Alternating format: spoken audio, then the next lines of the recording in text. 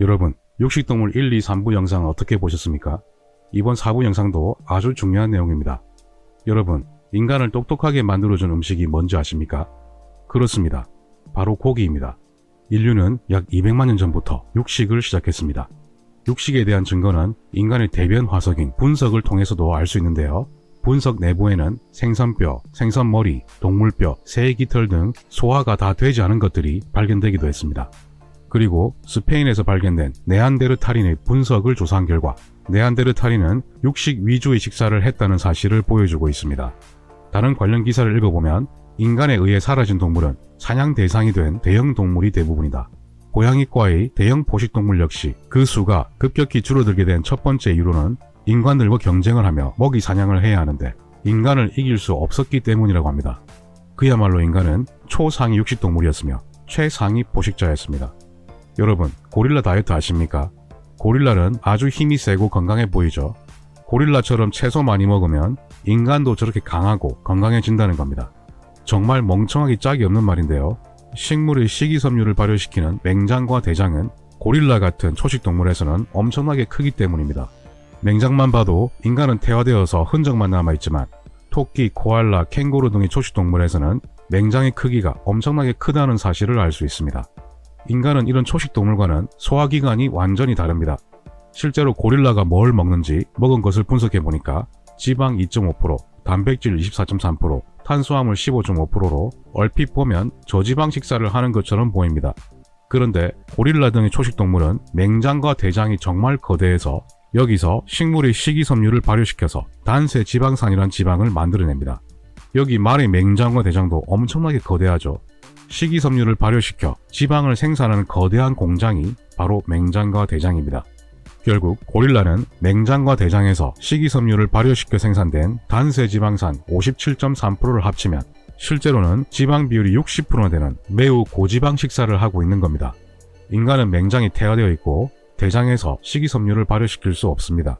식이섬유로부터 에너지를 얻을 수 없다는 뜻입니다.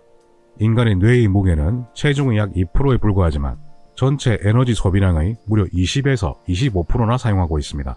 정말 많은 에너지가 필요한 것이 바로 인간의 뇌입니다. 오스트랄로피테쿠스와 비슷한 침팬지는 뇌 용적이 불과 400cc에 불과하지만 현대 인간의 뇌 용적은 약 1300cc나 됩니다. 뇌 다음으로 엄청난 에너지를 소모하는 기관은 소화기관입니다.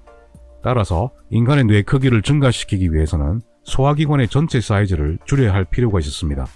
여기 보신 침팬지는 배가 불룩하게 나와서 뚱뚱하게 보입니까? 침팬지의 평균 체지방률은 불과 평균 3.6%로 체지방이 거의 없습니다. 인간의 평균 체지방률은 약 25%나 됩니다. 보디빌딩 하는 사람들도 체지방률 10% 이하로 만들기 어렵다고 하는데 3.6%라면 전 세계 최고 수준입니다. 그런데 왜 저렇게 배가 불룩하게 나왔을까요? 그렇습니다. 초식동물은 맹장, 대장과 같은 식이섬유 발효 공장이 엄청나게 크기 때문입니다. 인간은 체지방률 25%에서도 저렇게 침팬지처럼 배가 불룩하게 나오지는 않습니다. 작아진 소화기관에서 많은 에너지를 얻기 위해서는 육식을 통한 다양한 영양소, 특히 동물성 지방과 단백질 섭취가 필요합니다. 육류에는 비타민 B군과 미네랄, 지용성 비타민과 영양소, 필수 아미노산과 지방산 등이 아주 풍부해서 식물에 비해 압도적으로 영양 밀도가 아주 높습니다. 이런 육류는 두뇌의 크기가 커지는 데 필요한 에너지를 충분히 제공할 수 있는 겁니다. 노르웨이 탐험가인 칼 룸홀츠 박사는 호주 원주민들과 4년간 같이 생활하면서 연구했는데요. 박사는 이렇게 말했습니다. 호주 원주민들은 기름진 동물의 고기를 좋아했다.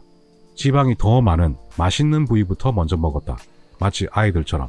그런데 식물은 기아와 같은 응급 상황에서만 먹었다. 육류가 있으면 식물은 전혀 먹지 않았다.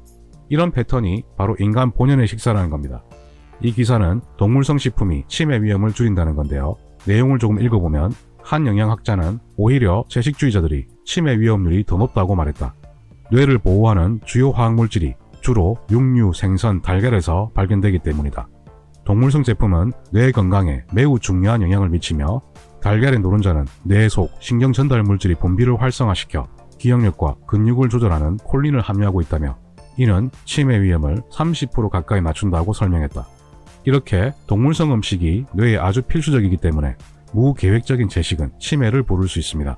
채식 시 결핍될 수 있는 영양소는 이렇게나 많은데요. 대표적으로 오메가3를 먼저 볼까요?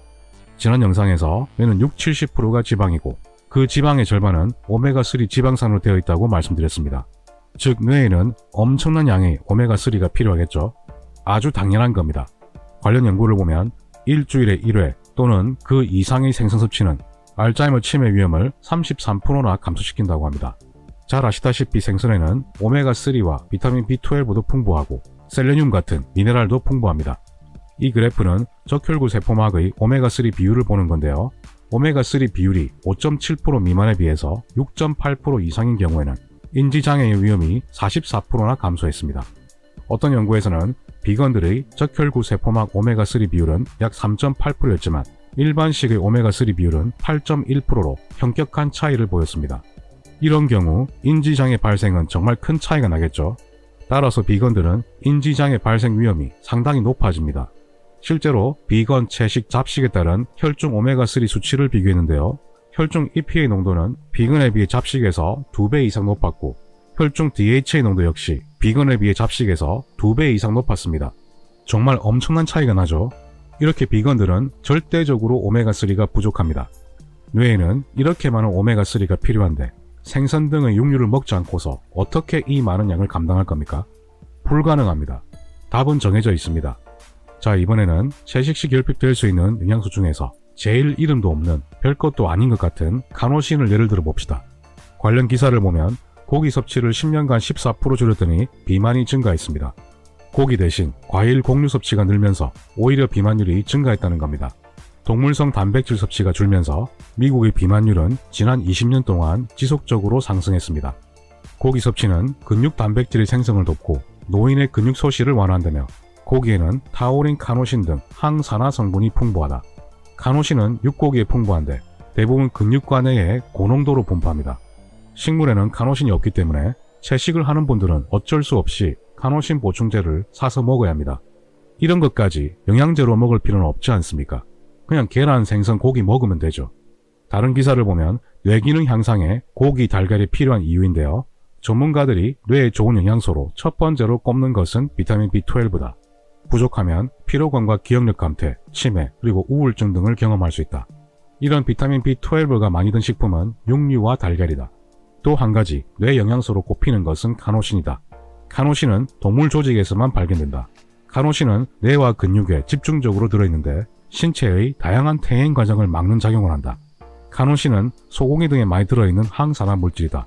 연구에 따르면 파킨슨병이나 알츠하이머 병과 같은 여러가지 뇌장애가 있는 환자들은 카노신 수치가 특히 낮다. 과학자들은 고기나 달걀 같은 동물성 식품은 카노신이 풍부하기 때문에 노화로부터 뇌와 신체를 보호하는 효과가 있는 것으로 보고 있다.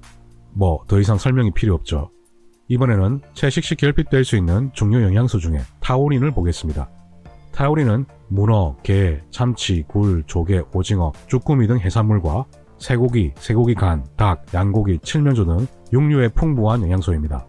타우린은 인체에서 만들기는 하지만 아주 소량 만들어져서 음식으로 보충해야 하는 영양소입니다. 바카스나 레드불스에도 타우린이 들어가죠. 타우린은 이미 유명합니다.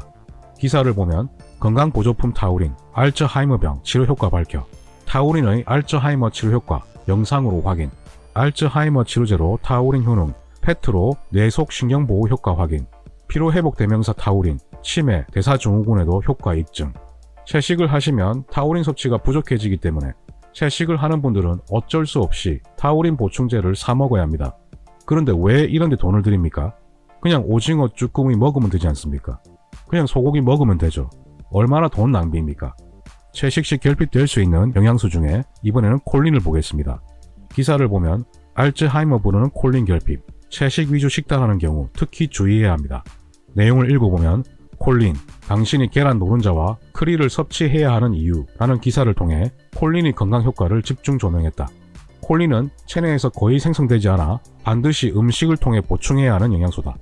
콜린이 풍부한 식품으론 계란 노른자, 크릴, 쇠간, 유제품 등 동물성 식품이며 최고의 공급 식품은 계란이다. 삶은 계란 3개에는 콜린이 340ml나 들어있다. 계란을 브레인푸드라고 부르는 것은 그래서이다. 따라서 콜린의 중요성에 대한 인식을 높여 모든 성인이 적절한 양의 콜린 섭취를 하도록 장려해야 한다. 특히 식물 기반 식이요법을 하는 사람들은 주의가 필요하다.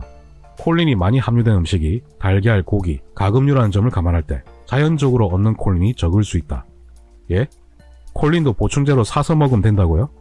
2019년 발표된 연구를 보면 계란 노른자를 섭취했을 때에는 혈중 콜린 농도가 빠르게 증가했지만 보충제 섭취로는 큰 효과가 없었습니다.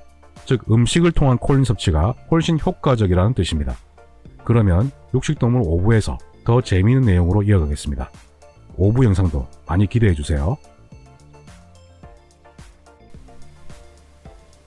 그러면 닥터3는 다음에도 더 나은 영상으로 찾아뵙겠습니다. 제 영상이 마음에 드셨다면 좋아요, 구독 꼭 눌러주십시오. 닥터3는 여러분의 건강을 응원합니다.